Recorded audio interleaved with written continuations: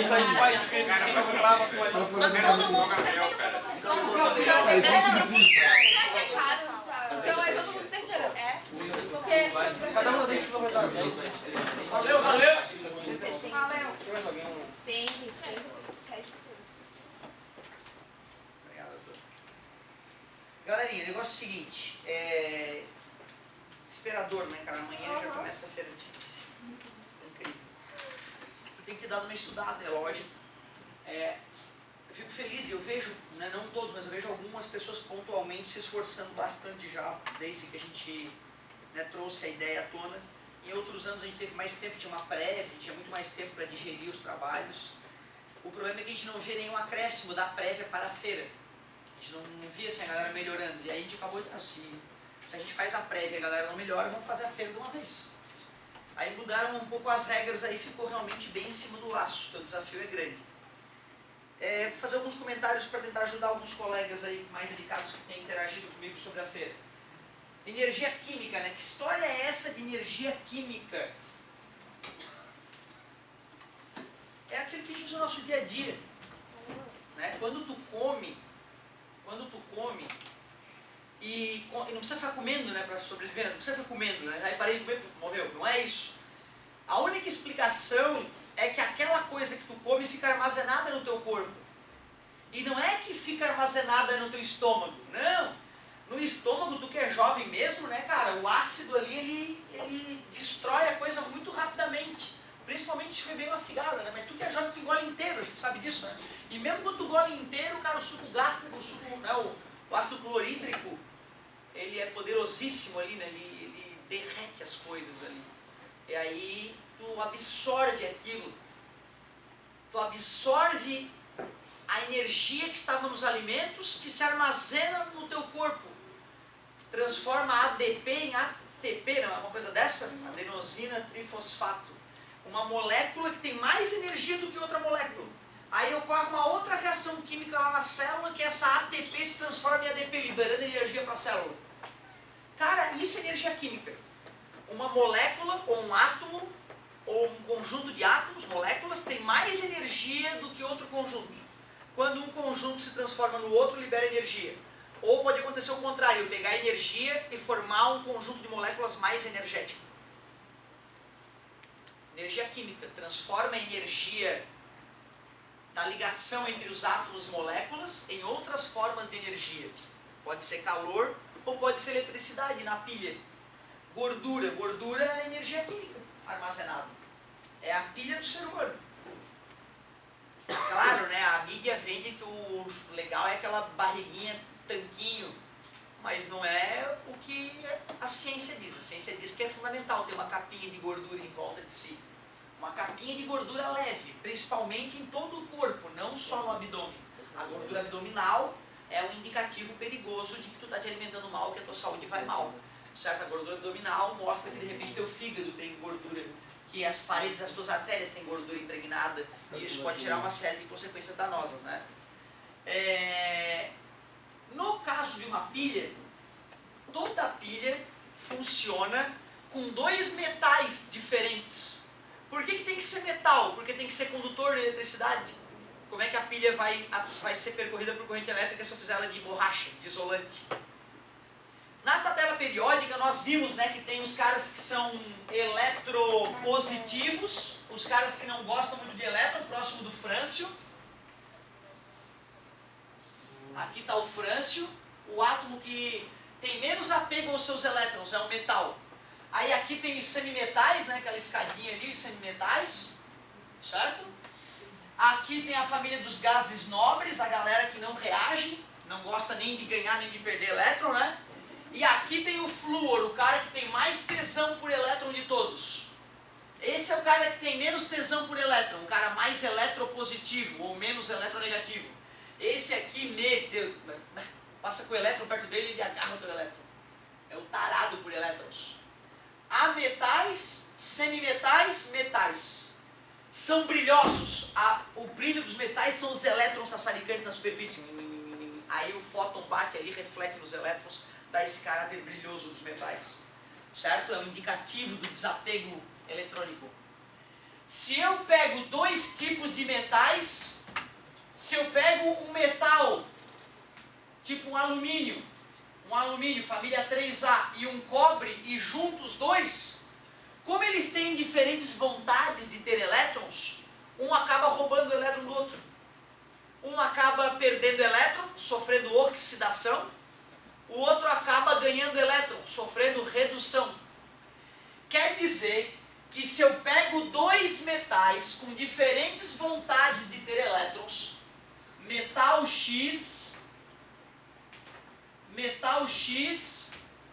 e metal Y, e conecto os dois através de um fio condutor, se esse cara não tem tanto apego aos seus elétrons, ele vai começar a perder elétrons para o cara que tem mais vontade de ter elétron.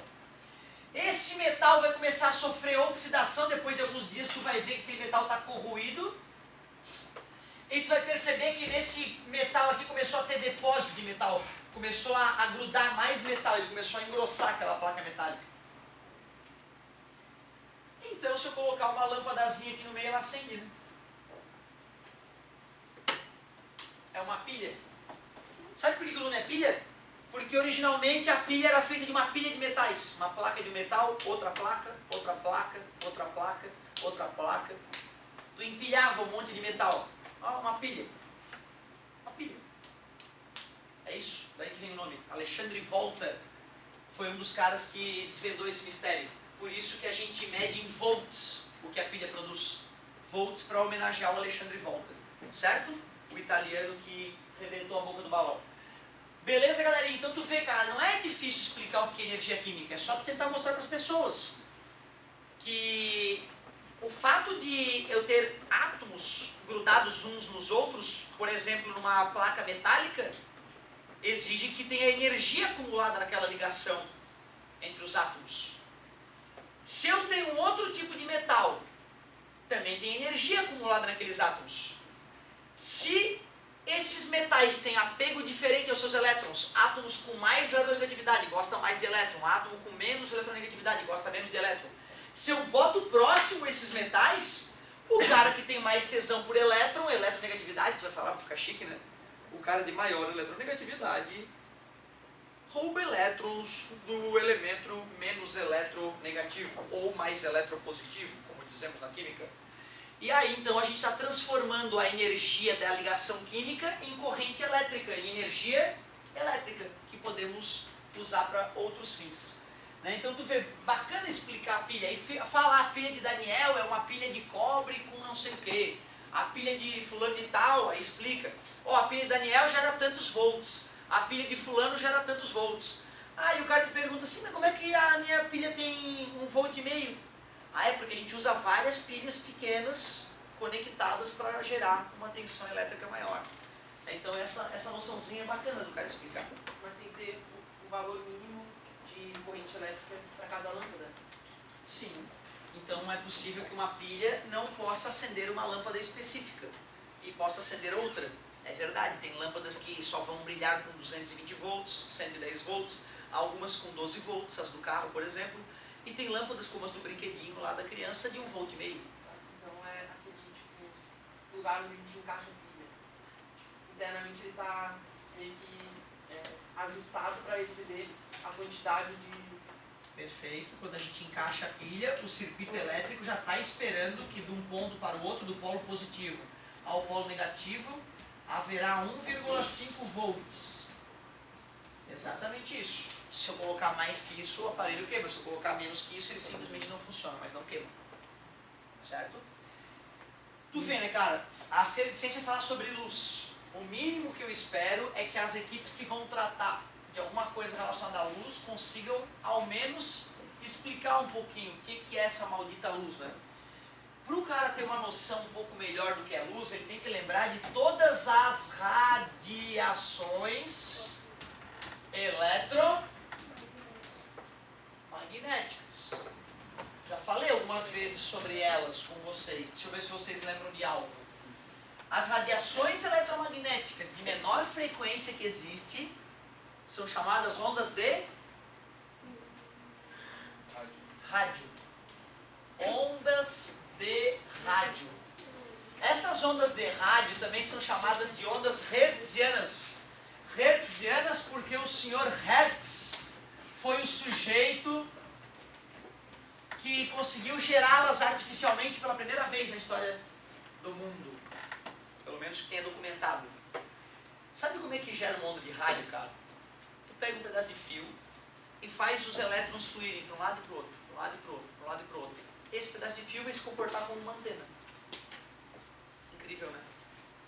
Se eu pego um pedaço de fio e faço elétrons irem para um lado e para o outro numa certa frequência, eu vou emitir ondas de rádio naquela mesma frequência.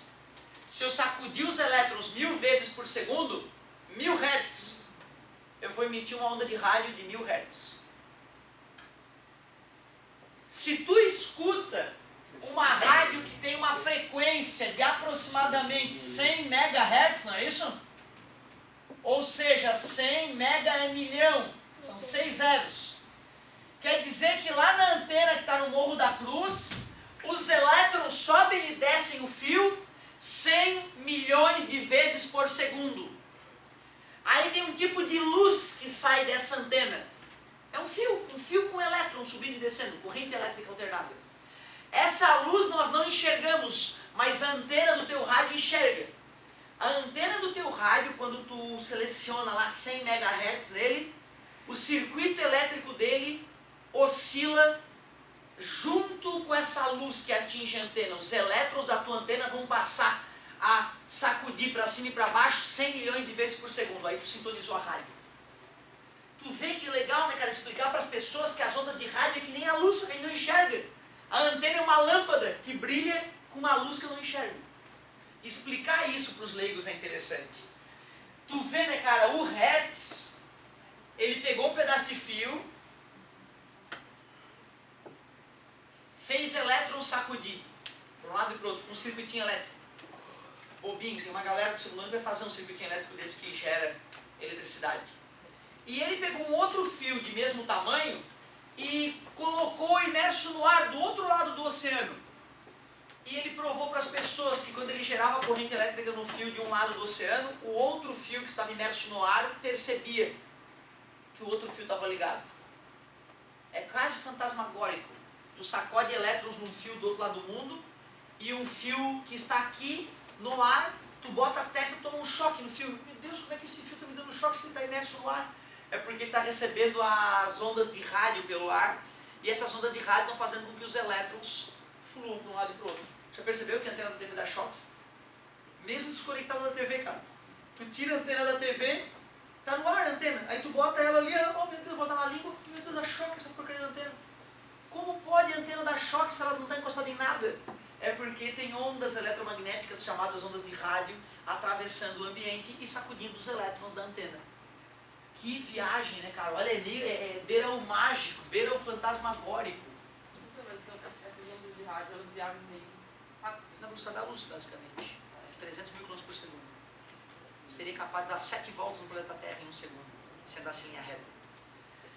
Mas quando eu capto ondas de rádio de outro lugar do mundo que não seja próximo de mim, aí é porque é uma rádio AM, né? Porque a Terra, a atmosfera, avacalhei tá na atmosfera, porque a atmosfera é uma casquinha fininha comparada com o diâmetro da Terra. Se eu gero uma onda de rádio FM, essa onda de rádio FM ela passa e atravessa a atmosfera, ela vaza pela atmosfera. Por isso que a rádio FM a gente só pega próximo do lugar onde ela foi gerada. Certo? Se tu vai para Camboriú, passou o morro de Camboriú, tem que trocar de rádio já. A rádio de Floripa já não pega mais. Porém, se tu tá escutando o AM, aí não tem jeito, cara. Pode viajar o mundo todo, tu vai escutar a mesma rádio AM, com a mesma frequência, desde que não tenha tempestade elétrica entre você e a rádio. Porque aí a rádio AM é gerada para o alto. Ela bate na atmosfera, bate no chão, bate na parte alta da atmosfera chamada ionosfera, bate no chão e dá volta ao mundo. Pode pegar uma rádio japonesa agora aqui. Uma rádio japonesa, uma rádio alemã. Aliás, uma vez uns paranormais brasileiros aí que escutam vozes do além, pegam um rádio sintonizado e fica ali e começa a escutar vozes. Procura um psiquiatra, eu diria. De qualquer forma, tem gente que acha que é espírito. E aí traduz, Lúcifer, fantástico, matéria de fantástico. Lúcifer, quente, dor. Aí a galera da USP foi chamada para verificar, viram que era uma frequência de uma rádio alemã, AM. E o cara estava falando em alemão, só que o paranormal brasileiro achou que era um espírito no inferno falando em português. Não, gente, nunca houve confirmação dos espíritos. Aparentemente o espírito não existe. Aparentemente quando o cérebro apaga, o ser humano deixa de existir. Lamentável, né? Eu gostaria que fosse diferente. Torço para que o mundo espiritual exista e que minha alma seja eterna. Vai ser muito gostoso poder reencarnar 1000 vezes. Certa vida, apesar de dura, ela é maravilhosa. Eu gostaria que ela continuasse para sempre. E eu tenho essa sensação, entendeu? De que eu sou, além de 32 anos de carne amontoada, mas eu acho que é só uma sensação mesmo. Infelizmente, tudo que a ciência nos mostra é que não existe outro lado. Aí o aluno meu vem e fala, mas professor, tem uma mulher da NASA que mediu a aura. Não, cara. Não tem nada, nenhuma confirmação, infelizmente, de nada que prove a existência da alma, infelizmente. E eu, como professor de física, tenho que te falar o que a ciência diz, né? Certo? Mas não vamos abandonar. Não vamos abandonar. Vamos um dia tentar provar a existência da alma. E se isso acontecer, vai ser maravilhoso para todos. Certo? Descobrir que energia é essa que faz a alma existir. Meus queridos, a galera começou a ver que sacudindo devagar o elétron no fio gerava uma onda de baixa frequência. Sacudindo rápido gerava uma onda de alta. O Hertz ignorou o trabalho fantástico que ele fez. E outros sujeitos é que enriqueceram com a radiodifusão. Tu vê, Hertz inventou as ondas de rádio, artificialmente produzidas. Mas não inventou o rádio. Outros gênios é que aproveitaram essa grande descoberta da física e inventaram o telégrafo, por exemplo, né? Primeiro era com fio. E depois virou wireless. Ondas de rádio. Aliás, eu vi um filmaço, cara, que é uma tarefa tua. Ver o Jogo da Imitação. Tem que ver esse filme. Pá, que aula de história, cara. Que aula de história esse filme. Que raiva que eu fiquei do Alan Turing. Que nojo que dá daquele cara. É tão genial que ele é. Alan Turing. Né, o pai dos computadores, digamos assim, computadores modernos. Ô, meus queridos, a galera começou a pensar, cara, vamos sacudir cada vez mais rápido o elétron no fio. Assim a gente gera ondas cada vez de maior frequência. E como a energia emitida pela onda é proporcional à frequência, de maior energia. Mas a intensidade vai ter a ver não com a frequência dos elétrons, e sim com a quantidade. Se tu pegar um fio fininho e fazer passar pouco elétron, a onda emitida vai ter baixo alcance. Agora, se tu pegar um puta de um fio e fazer um monte de elétron e voltar, e a tua antena é poderosa, aí já é uma estação transmissora de rádio que pode ter vários quilômetros de alcance. Então, por isso que com o rádio amadorzinho que tu comprou lá, quando teu pai foi para o Paraguai e trouxe lá um rádio amador para tu brincar quando era criança, certo? Aquele rádio amador, 200 metros depois, tu já não escutava teu amiguinho, certo? Agora, se for um rádio amador mais poderoso, tu consegue falar com um cara na Argentina, certo? O teu caminhão, tu fala lá com o caminhoneiro que está na Argentina. Por que os traficantes usam esse rádio amador? Como é que é? Por que os traficantes usam esse rádio? Pois é, cara, porque na verdade, se eles sabem qual é a frequência da polícia, e não é difícil descobrir, tu vai lá, bota na frequência da polícia e tu escuta os caras se mancomunando, vamos chegar pela rua, tal. Eu já com o rádio amador já ouvi os traficantes falando. Pois é, não, se tu vai procurar, se tu pegar um rádio amador, né, e vai procurando frequência, uma hora tu vai escutar. Se o cara, se a galera do mal usa, ou a galera do bem usa, ou sei lá quem é do mal, quem é do bem usa, para se comunicar, tu vai, a frequência é pública, tu vai lá e vai captar isso. Aí tem rádio amador que pode, tem modelos de rádio amador que tu pode criptografar a conversa, de certa forma. Então tu tem uma senha, teu amigo tem uma senha, vocês botam essa senha no rádio amador, e aí a conversa fica oculta. Ou seja, a pessoa pode detectar aquela frequência, mas ela não sabe traduzir aquelas frequências, porque tem um código ali por trás, né? É nisso que se baseia o jogo da imitação. Os alemães começaram a usar o rádio amador para espalhar suas táticas de guerra entre os seus vários pontos de exército. Os aliados conseguiram captar essas informações através das ondas de rádio. Só que estava codificada, as informações estavam codificadas. E aí começou uma guerra para tentar descobrir qual era o código secreto, qual era a senha que eles alteravam diariamente para conseguir se comunicar. E é nisso que se baseia esse filmaço, que é uma aula de história, entre outras. É um rádio amador. Dá pra escutar outras coisas, só ficar procurando. Tem estação. E tem estações clássicas que a galera sempre usa. Os caminhoneiros sempre usam uma estação específica. Aí tem sempre o chato, né? Imagina, tu e teu amigo caminhoneiro sempre batendo um papo legal, aí sempre vem aquele amigo chato, e aí galera! E aí se vocês têm um rádio bom e o outro chato não tem, vocês podem combinar de ir para uma estação que ele não consiga pegar, entendeu? Essa é a ideia. Ou seja, o cara que quer de repente ver a polícia, ele vai ter um rádio que tem a frequência da polícia, e de repente ele vai querer ter um rádio que usa uma frequência que a polícia não conseguiria captar. Né? E tem todo o jogo de inteligência, ou de falta de inteligência, no nosso caso, às vezes, né, da polícia. Porque pensa bem, né, cara? Às vezes eu fico doido, cara. Pega lá uma blitz num lugar onde tu sabe que 90% das pessoas são trabalhadores honestos e investiga todo mundo. Como se não soubesse onde é que a bandidagem tá. Oh, meu Deus, onde é que será que tá rolando o tráfego agora? Oh, onde é que se compra maconha e cocaína na ilha? Ah, não sei. Não tá entendendo? É um absurdo. É conversa fiada. Fica aí multando o trabalhador honesto por roubo idiota, por estacionar idiota, por coisas bobas. Não que não tem que fazer, tem que fazer também. E agora não vai em cima dos caras que estão gerando o crime de verdade. Pra mim tem cara engravatado, poderoso por trás, senão não faz sentido. Isso não faz sentido. Então pega uma força-tarefa e vai nos caras, sabe que esses bandidos outra. Bota cara infiltrado. Bota o cara infiltradão. E aí, cara, tem um pocinho aí? Entendeu? Aí investiga, compra aqui, compra ali, tal. Mapeia. Estudar, isso é estudar o crime, porra. Aqui no Brasil não estuda, caralho. A galera acha que não precisa estudar. Aí não dá, né, cara? Se tu estuda, cara, tu derruba os caras. Por que a galera não faz isso? Tem poder econômico, tem bandido engravatado por trás, tem gente do mal por trás. E esses caras nunca vão ser pegos, porque não é o traficante. É o cara que dá grana pro traficante fazer a coisa acontecer.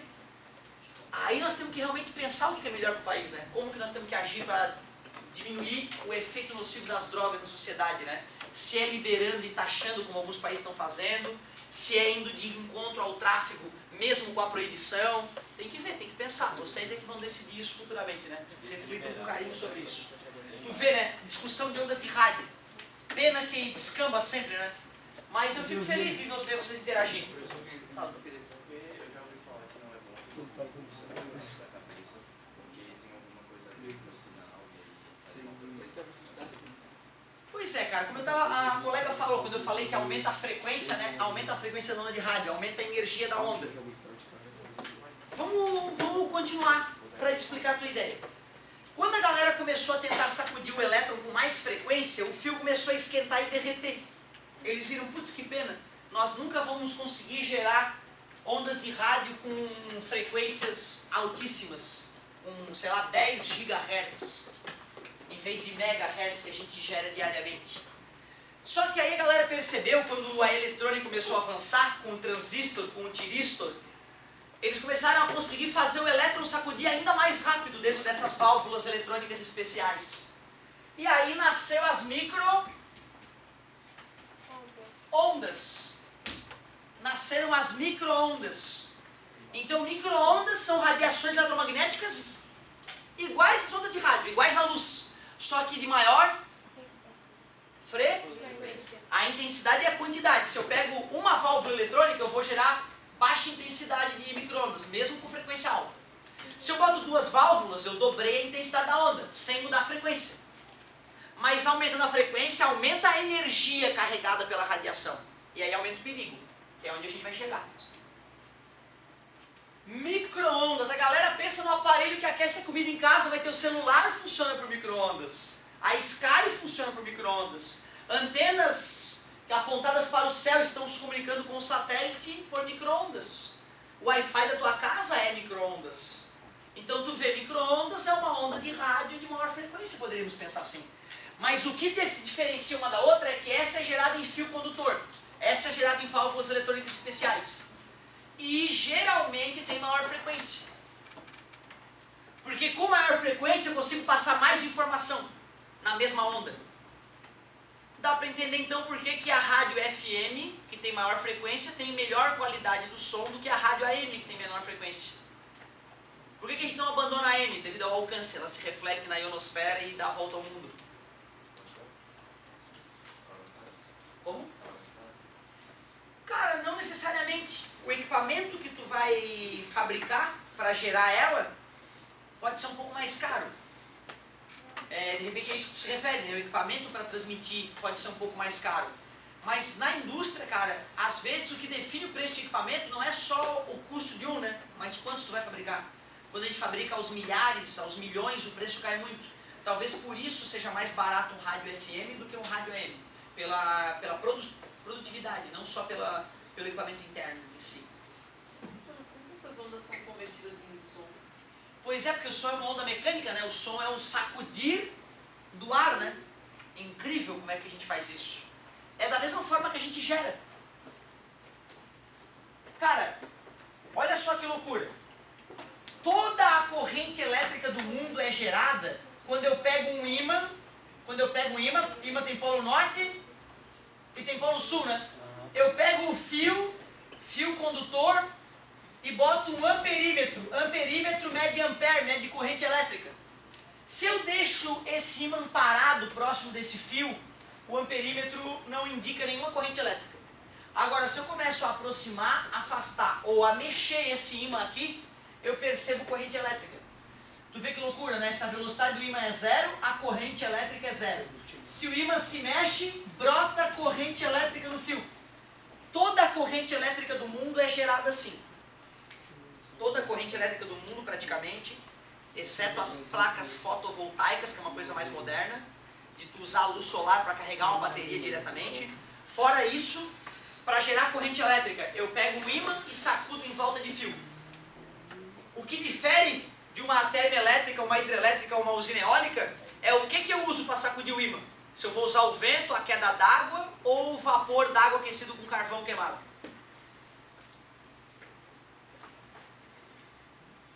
Se eu quiser transformar o som, que é uma onda mecânica, o ar vibrando, em corrente elétrica para depois transformar numa onda eletromagnética, não vai ser fácil. Mas uma ideia seria assim, cara, ó, eu pegar ímãs, polo norte, polo sul, ali no meio vai ter um campo magnético, eu pego uma plaquinha de metal bem fininha, e conecto num circuito elétrico. Uma bateriazinha alimentando esse circuito elétrico, aí vai ter um amperímetro ali. Cara, quando eu falar próximo dessa placa de metal, ela vai vibrar, de acordo com a minha voz. E ao vibrar, como ali tem um campo magnético no meio daquela plaquinha, a corrente elétrica vai sentir a vibração daquela plaquinha. E a corrente elétrica vai vibrar como a minha voz vibra. Se eu pegar essa corrente elétrica e passar numa bobina e colocar um ímã próximo dessa bobina, cara, tu acredita que eu vou estar gerando uma caixa de som? A corrente elétrica oscilante gerada pelo microfone, isso aqui é um microfone, é o vibrar de uma placa metálica próximo de um ímã. Oi, galera. E aí a corrente elétrica vibrando na frequência da minha voz vai interagir com outro ímã e vai fazer a caixa de som vibrar. Uma vibração eletromagnética que vem pelo fio se transformou numa vibração mecânica no movimento do ímã na caixa de som. Por isso que a caixa de som é pesada, porque tem ímã dentro dela. Sacou? Então tu vê que bonito é isso, né? Só que sabe qual é a melhor maneira de descobrir isso? Não é me perguntando, é estudando por conta própria. Tu tem que te convencer que vai estudar o resto da vida se tu quiser ser alguém. O resto da vida. Com 50 anos tu vai ter que estar estudando. 70 estudando. Eu me agoniei muito, eu sofri muito com o estudo durante muitos anos, até me convencer, pô, foda-se, eu vou ter que estudar pra sempre mesmo. E a galera vem às vezes com professor, eu pesquisei pra caramba, aqui tá, pra feira. Às vezes faz uma pergunta que eu vejo, pô, com essa pergunta, tu pesquisou o quê, cara? Outra galera fala que não achou. Se tu não achou no Google, tu acha que eu vou saber? Tu acha que eu sei mais que o Google? Não, se tu não achou no Google, não existe. Por isso que se tu não achou, é porque tu não pesquisou. Porque tudo já está no Google, tudo. Estudem. Tu vê que bacana, Carol, tu poderia ter atacado por essa parada também das radiações eletromagnéticas, né? Porque não é a primeira vez que a gente discute isso. Mas calma que eu não acabei. Só um pouquinho. Preciso continuar. Como é que gera onda de rádio? Mexendo o que no fio? O elétron no fio. Quanto maior a frequência com que o elétron sacode, maior a frequência da onda de rádio emitida. Se tu pega um outro fio parecido com o fio que gerou a onda, o teu fio recebe essa onda e ele, cara, como uma antena, recebe aquela... É fantasmagórico, inacreditável que é a radiodifusão. A galera tentou aumentar a frequência no fio, o fio derreteu. Tiveram que inventar válvulas eletrônicas especiais para poder sacudir com maior frequência. Surgiram as micro. Aí eles perceberam, caramba, não vai dar de gerar frequência maior do que a das micro-ondas. Não tem como fabricar algo que sacuda o elétron mais rápido. Ah, mas sei lá, cara, vamos fabricar uma antena que detecte isso, só para ver o que acontece. E de repente a gente começou a perceber que tudo gera umas ondas que nós vamos chamar de infra. Cara, quem é que está sacudindo as cargas elétricas com uma frequência maior que a do meu micro-ondas para gerar essa radiação infravermelho? Os átomos.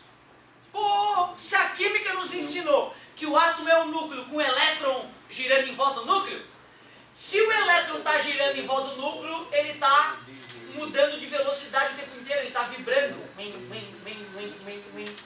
E cargas elétricas vibrantes geram ondas elétron.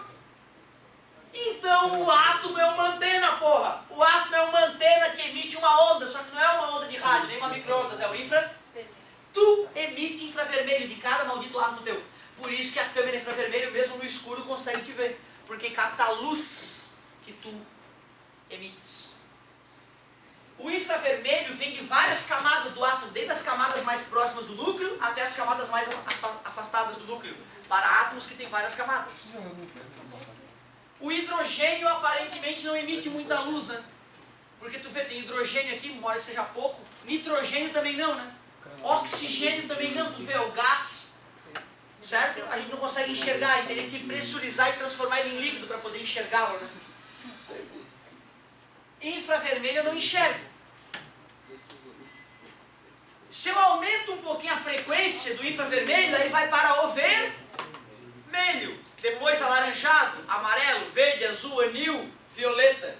E se eu aumentar a frequência ainda mais ultra, o aluno tem que entender, o mínimo que eu espero que tu entenda, todos deveriam entender para poder participar de uma feira que fala sobre a luz, é saber que a luz é uma pequena faixinha dessas ondas eletromagnéticas. Quer dizer que lá na tua retina são anteninhas, células chamadas cones e bastonetes, que funcionam como antena. Só que em vez de captar uma estação de rádio, capta uma onda gerada por uma estação de rádio bem pequenininha, os átomos. E a luz é gerada na casca dos átomos, bem na superfície externa dos átomos. Seria fundamental dar essa noção para as pessoas que luz é uma radiação eletromagnética visível, assim como o infravermelho que a gente não enxerga, assim como ultravioleta. Agora um momento importante. Começou a ficar perigoso só agora, cara. Só agora que tu tem que te afastar. Só a partir de agora que as radiações são chamadas de ionizantes. Olha o nome de estudo. Ionizar é gerar um íon. O que é um íon? Cátion, excesso de prótons. Ânion, excesso de elétrons. Íon é um átomo desequilibrado nas suas cargas elétricas. Se eu digo que a radiação é ionizante, quer dizer que eu tenho um átomo neutro, mesmo número de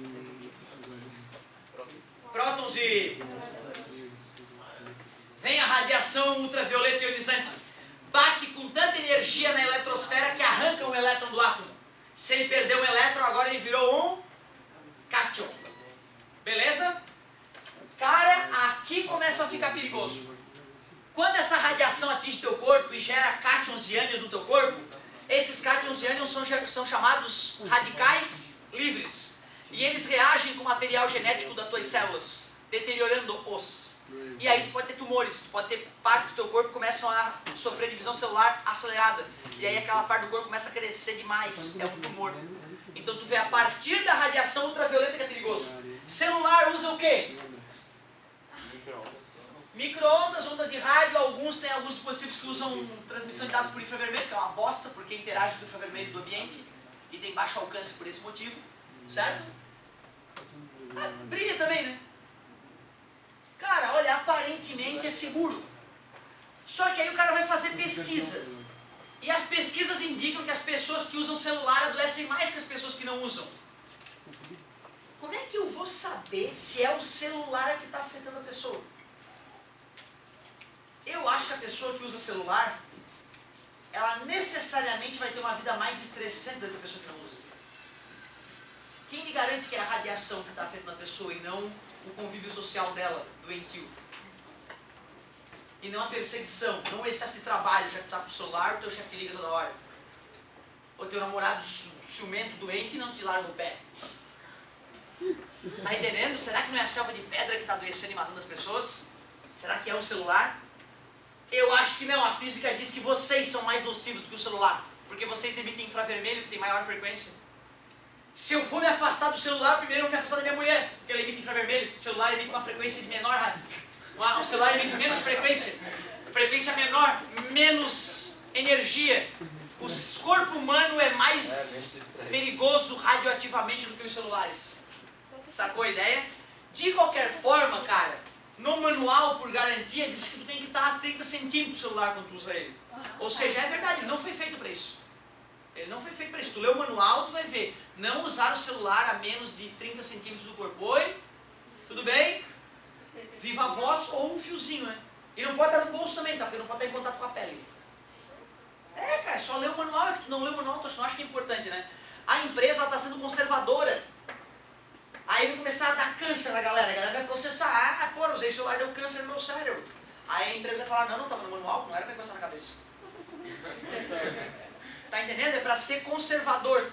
Se tu tiver câncer, provavelmente não vai ser o celular. Vai ser a selva de pedra, vai ser o ar cancerígeno da selva de pedra, vai ser a fumaça do carro do teu pai, que é cancerígena. Sacou? Vai ser a substâncias sabidamente cancerígenas que nós ingerimos no dia a dia, que a indústria brasileira ainda não foi proibida de usar e que o mundo todo já foi proibido. As panelas de alumínio que aumentam, a água de Florianópolis que é rica em metais pesados, essa vai dar câncer na galera. Não é o teu celular, provavelmente.